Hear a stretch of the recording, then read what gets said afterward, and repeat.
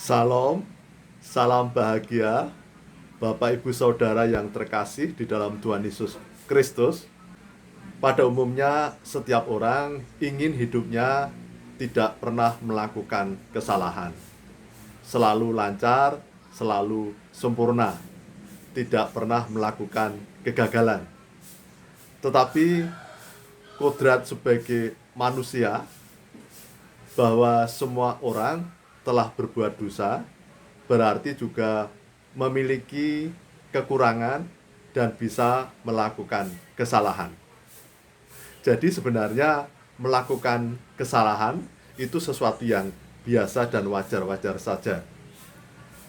Seseorang pernah melakukan kegagalan juga sebenarnya sesuatu yang wajar, biasa-biasa saja.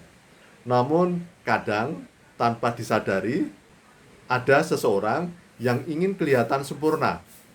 Jadi ingin dipandang oleh banyak orang kelihatan sempurna, takut dilihat kekurangannya, takut dilihat kesalahannya maupun kegagalannya. Dan itu yang membuat seseorang menjadi berbeban berat dalam hidupnya. Jadi sebenarnya seseorang tidak perlu harus menjaga dirinya nampak sempurna, nampak selalu baik-baik saja. Jadi biarlah apabila pernah melakukan kesalahan, kemudian dilihat orang, ya biasa-biasa saja. Mungkin ada orang yang kemudian merespon negatif, ya wajar-wajar saja. Tidak perlu harus menjadi beban dalam hidup seseorang. Orang lain bebas merespon apa saja tentang diri kita. Bahkan ketika kita berbuat baik dan berhasil pun belum tentu mendapatkan respon yang positif. Kemudian, saudara-saudaraku, seseorang akan menjadi baik ternyata juga kadang pernah mengalami kesalahan dan kegagalan. Juga karena memiliki kekurangan. Saudara-saudaraku, di dalam sepanjang cerita di Alkitab, dari Adam, Hawa yang belum berdosa, sampai Abraham sebagai bapak orang beriman, juga Daud yang disayang Tuhan, pernah mengalami kegagalan. Jadi, sesuatu yang wajar. Abraham, bapak beriman, dan Daud yang luar biasa pun pernah melakukan kesalahan dan kegagalan. Jadi saudara-saudaraku, di saat kita pernah mengalami kesalahan dan kemudian kegagalan, maka hal yang paling penting kita membuka diri, mengakui dan menerima bahwa ternyata kita melakukan kesalahan. Dengan kesalahan-kesalahan dan kekurangan tersebut, maka kita belajar untuk menjadi semakin baik. Ya, hal yang paling penting adalah kita memiliki kerendahan hati. Seperti Abraham, selalu menerima diingatkan oleh Tuhan untuk bisa belajar, bisa berubah dengan baik. Kemudian Daud, ketika Nathan memberitahu kesalahannya, kemudian Daud sebagai seorang raja mau merendahkan diri dan merendahkan hati. Tentu sebagai seorang raja, ketika Nathan memberitahu Daud, Daud bisa marah, bahkan kemudian membunuh Nathan.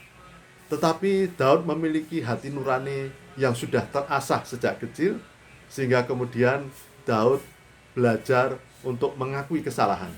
Berbeda dengan Saul, ketika diingatkan, kemudian justru tegar tengkuk, keras hati, keras kepala, dan akhirnya Saul tidak mendapat perkenan Tuhan dan hidupnya sampai matinya bukan dalam Tuhan.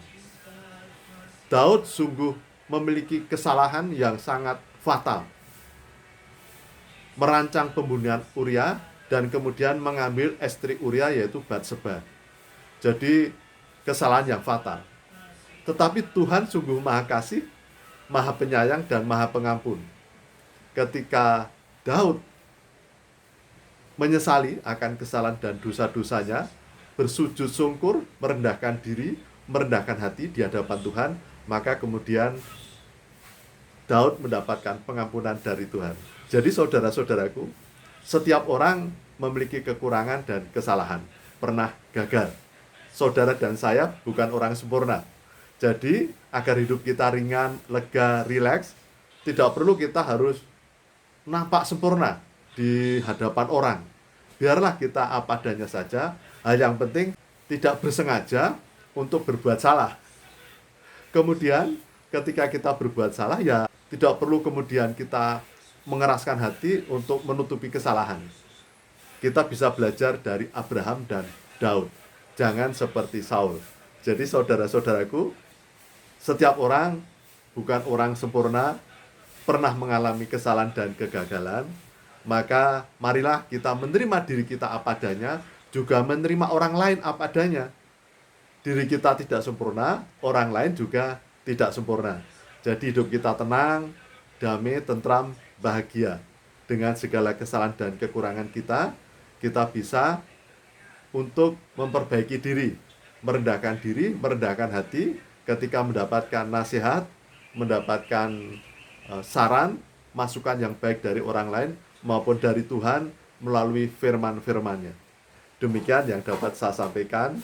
Salam, salam bahagia, Tuhan memberkati.